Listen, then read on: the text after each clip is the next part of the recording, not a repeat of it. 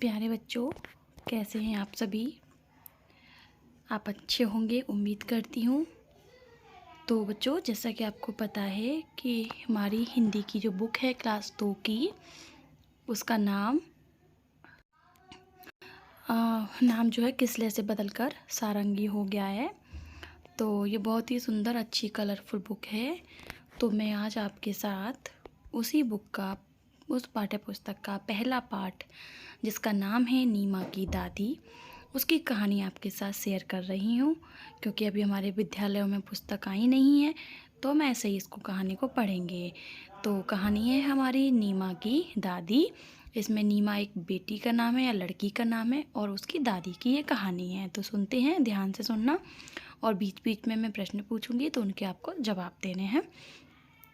तो नीमा दोपहर में 2 बजे स्कूल से लौटती है। इस समय घर पर सिर्फ दादी होती हैं, वे कहीं नहीं आती जाती हैं। यानी कि नीमा स्कूल जाती है और स्कूल से वह लौटती है 2 बजे, और घर पर केवल उसकी दादी होती हैं।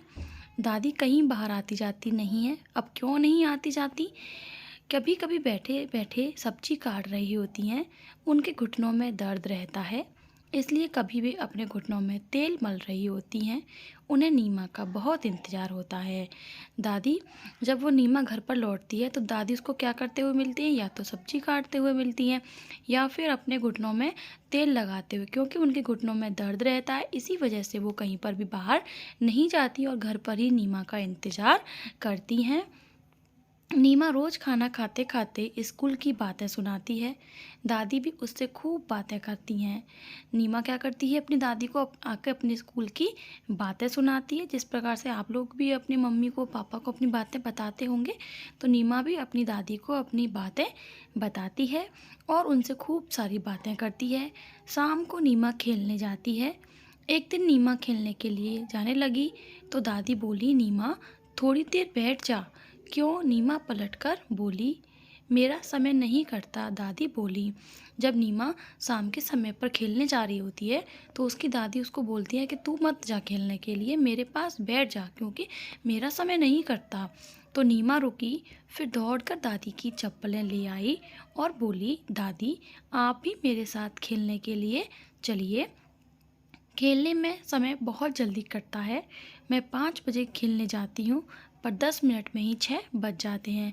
तो नीमा क्या बोलती है कि दादी आप घर पे मत रुको, मेरे साथ आप भी चलो, आप भी वहाँ पे खेलना, देखना बच्चों को खेलते हुए। क्योंकि 5 बजे मैं खेलने जाती हूँ, खेलते खेलते कब 6 बज जाते हैं मुझे पता ही नहीं चलता। दादी ज़ोर से हंसी, फिर वे दोनों खेल के मैदान की ओर चल पड़े। तो बच्चों, अब मैं आपसे प्रश्न पूछती हूँ। तो पहला प्रश्न है कि नीमा दोपहर को कितने बजे स्कूल से वापस आती है? तो हमारा उत्तर होगा 2 बजे। घर पर नीमा के और कौन कौन है? तो नीमा है और नीमा की दादी है। नीमा की दादी बाजार कहीं नहीं जाती, क्यों? क्योंकि उनके घुटनों में दर्द रहता है। नीमा अपने स्कूल की बातें किसको बताती है? वो अपने स्कूल की बातें अपनी दादी को बताती है। नीमा शाम के समय कितने बजे खेलने को जाती है? तो 5 बजे खेलने को जाती है और 6 बजे अपने घर वापस आ जाती है। अब हम इनके प्रश्न उत्तर देखेंगे कि नीमा की दादी घर पर ही क्यों रहती हैं? क्यों रहती हैं? क्योंकि उनके घुटनों में दर्द रहता है, इसलिए वो घर पर रहती हैं। मैदान में जाकर दादी ने क्या किया होगा? तो उनमें दादी खेल तो सकती नहीं थी, तो मैदान में जाके उन्होंने क्या किया होगा कि वो अपने बच्चे, जो भी बच्चे वहाँ पे खेल रहे थे, सब बच्चों को खेलता हुआ देख रही होंगी। नीमा कहती है, मैं 5 बजे खेलने जाती हूँ, पर 10 मिनट में ही 6 बज जाते हैं। क्या आपके साथ भी ऐसा होता है? हाँ, क्योंकि खेलते समय कब टाइम निकल जाता है वो किसी को पता नहीं चलता। आप स्कूल से घर जाकर अपना समय कैसे बिताते हैं? तो अपना समय हम बिताने के लिए अपनी माँ से अपने स्कूल की बातें करते हैं, या फिर खेलने के लिए चले जाते हैं, और उसके बाद में हम अपना स्कूल का काम कर लेते हैं। फिर है, नीचे दिए गए प्रश्नों के उत्तर लिखिए। तो इस कहानी में कौन कौन है? इस कहानी में नीमा है और उसकी दादी हैं। नीमा स्कूल की बातें अपनी दादी को बताती है। आप स्कूल की बातें किसे बताते हैं? तो इसका जवाब होगा कि हम अपनी स्कूल की बातें अपनी मम्मी को या दादी को बताते हैं। ठीक है, लड़की होगी तो बताती हूँ, लड़का होगा तो बताता हूँ। तो इस कहानी में नीमा और दादी हैं। न और द से शुरू होने वाले कुछ शब्दों की सूची बनाएं।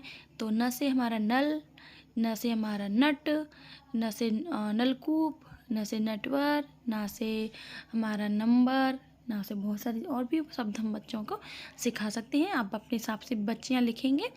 10 से शुरू होने वाले 10 दरवाज़ा, 2 दुकान, ये सारी चीज़ें हमारे 10 से हो जाएंगे। अब हम बात करेंगे, नीचे कुछ वर्ड और मात्राएं दी गई हैं, इन्हें जोड़कर अपने शब्द बनाइए और अपनी कॉपी में लिखिए। तो ये चित्रकारी का है ताला, ये दिल, चरखा, फिर ये चाबी का चित्र है, ये यहाँ पे एक लड़की है डांस कर रही है, नाच रही है, ये बस है, ये घर है, और ये क्या है हमारा एक फैक्ट्री है ना। तो इस तरीके से हम इसमें जो भी हमारा वर्ड बनेगा वो हम यहाँ पर लिख लेंगे। कुछ अक्षर छूट गए हैं, उन्हें पूरा करिए। तो ये रेल बनी हुई है, अब रेल में हमें अक्षर लिखने हैं। तो अ से अनार, आ से आम, ई से इमली, ई से ईख, ऊ से उल्लू, ऊ से ऊन, ऋषि ऋषि बाबा, ए से एड़ी, ए से ऐनक, ओ से ओखली, ओ से औरत लिख देंगे हम यहाँ पर। अब है कहानी में इंतजार शब्द आया है। अक्षर के ऊपर लगने वाली बिंदी को अनुस्वार कहते हैं। इंतजार में जैसे ई के ऊपर बिंदी लगाई, इंतजार हो गया। आइए ऐसे कुछ अन्य शब्दों को देखते हैं। तो शंख का हो जाएगा शंख, पतंग का हो जाएगा पतंग, बंदर का हो जाएगा बंदर, मदिर का मंदिर, अंगूर का अंगूर। तो ये है हमारी आज की ये कहानी, बहुत ही अच्छी सी कहानी है। आप एक बार मेरे साथ फिर से पढ़िएगा और अपनी इसको कहानी को याद करिए, अपने घर में भी सुनाइएगा। आई होप आपको वीडियो पसंद आई होगी। वीडियो पसंद आई हो तो लाइक करना। तब तक के लिए बाय बाय।